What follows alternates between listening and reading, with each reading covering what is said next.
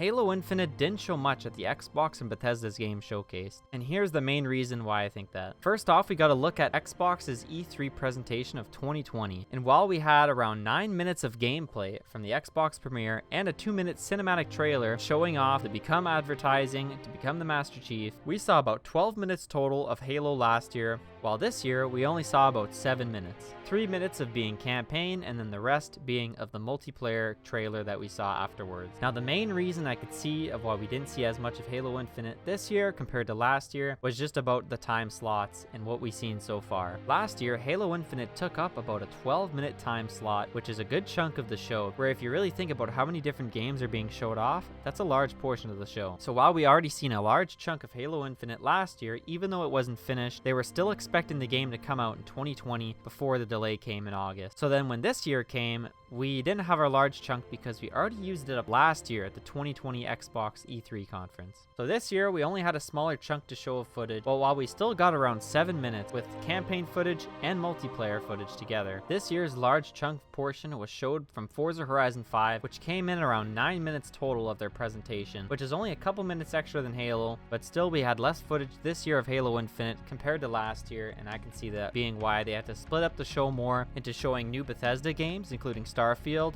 and the new Forza Horizon 5, which is coming out this year. Another reason being that we saw the Halo Infinite multiplayer overview the next day after E3. That video I don't believe would be fit for E3 as it's very slow and there's more talking and they go more in depth and in detail about Halo Infinite's multiplayer, which is not really E3 worthy as you want to see pure raw gameplay of the game you're going to be playing later in that year. So while a lot of people love the overview and surprisingly it has more views on YouTube compared to the multiplayer reveal trailer, it just wouldn't be fitting for E3. I'm sure there's other smaller reasons that are behind the scenes that we don't know about. This is probably the main reason I could see happening of why we didn't see as much Halo Infinite compared to last year. But let me know what you guys think in the comments, and if you have any other reasons you think could have been why, let me know. Then leave a comment saying what you think, and if you enjoyed the video, please consider liking it and subscribing if you enjoy my videos and you want to see more Halo Infinite news, announcements, and gameplay all the way up to launch and post-launch. Thank you very much, guys. We'll see you in the next one.